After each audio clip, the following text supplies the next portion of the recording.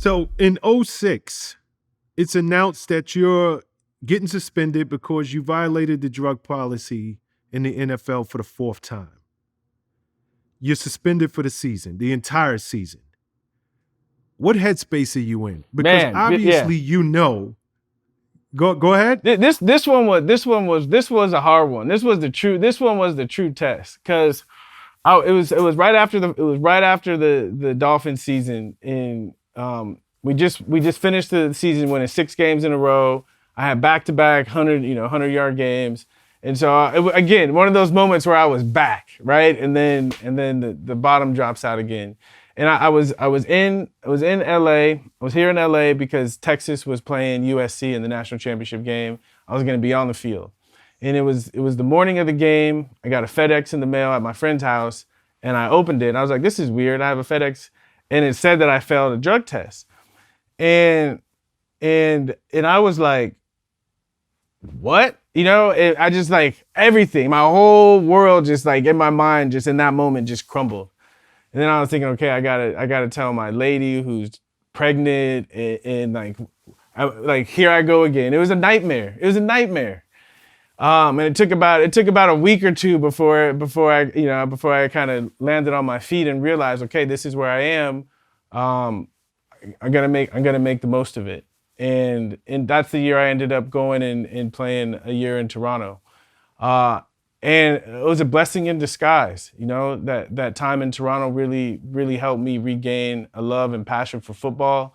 And it just was a great experience. I mentioned earlier my love for travel, and Toronto is one of the most multicultural cities in the world. And so I had a really positive experience and met a lot of wonderful people up there. Got you. Okay, but I gotta ask, as difficult as this was, you have to know if I'm using, there's a chance I'm gonna get caught. There's a chance that I'm going to fail the drug policy. For you, why take the risk? Well, this Why? test Why? I didn't take a risk. It was a substance that I didn't even know that we were being tested for. I wasn't even like doing drugs. It just was a supplement. And so so it was just, that's why it was one of those things where I was like, wow, like like I can't, like there's something bigger going on, right? That at the end of the day, that's what I landed on. There's something bigger going on here. It's not just about me. There's a bigger story going on here. And for me, then I became curious about getting to the bottom. Okay, what is this bigger story that's going on here? Have you ever been able to get to the bottom of it? What is your final determination on, why your life have taken these turns? Like, why? The actual why.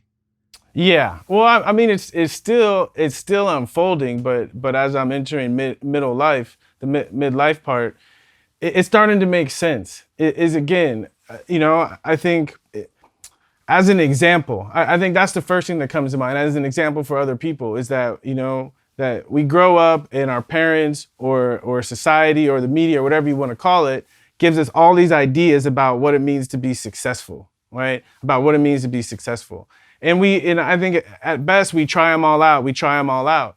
But at the end of the day, what you said earlier, it's about listening to your heart, and that's going to give you the path to success, regardless of what everyone else is saying. And so all the times in my life where I tried to ignore what my heart was saying and do what I thought I was supposed to be doing, all these things would keep happening. These things would keep happening. When I started listening to my heart and prioritizing what my heart said, I had no issues at all. And so, I just was hard-headed. So I had to keep going, stumbling and stumbling and stumbling until I figured it out.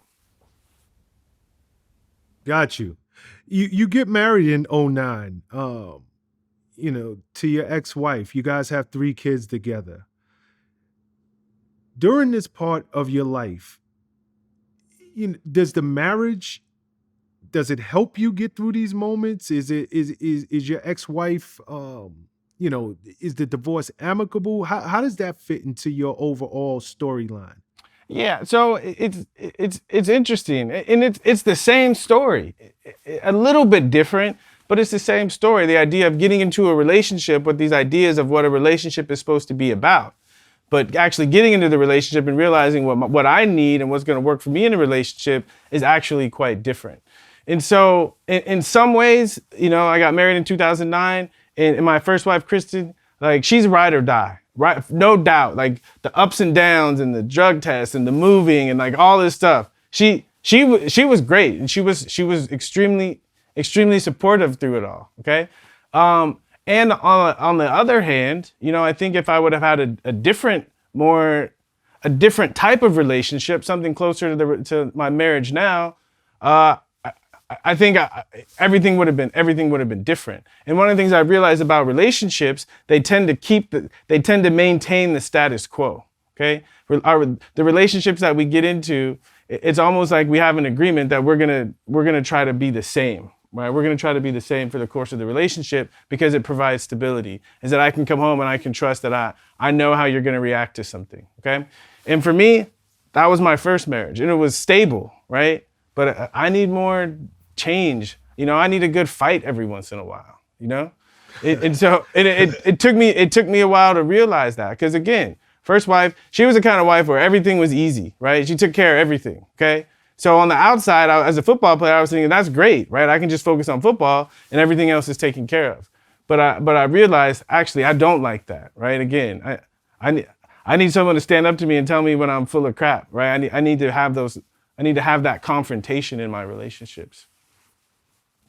And so, that's an interesting perspective. When we did finally decide that we're great friends, and it was difficult, but it was a beautiful period of time where we realized we care about each other, but the way we're doing this marriage thing, it makes us like bump heads too much. And so the main motivation for us to divorce was to improve our relationship.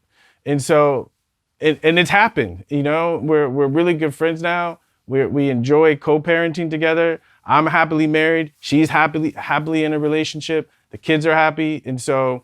It was one of those hard decisions, in the moment to make and go through. But in the end, a couple of years later, everyone is in a much better place. Understood. And if you don't mind me asking, I know that you and your father, you guys are you're okay. It's not rough, as you said in the beginning of the interview. How's your relationship with your 3 kids with Kristen? Yeah, so I have 5 kids right now. So I have 2 kids outside of the relationship with Kristen. And one of the things that's improved over time has been my relationship with all my children. Specifically, the 3 kids with Kristen, they're the ones I'm closest to because I was around them. I was around them more. They were just here visiting for spring break.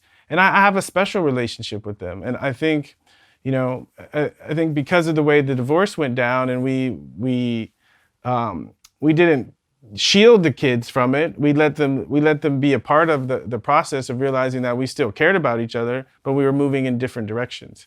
And so I think because we respected them through that process, the relationship is still very strong.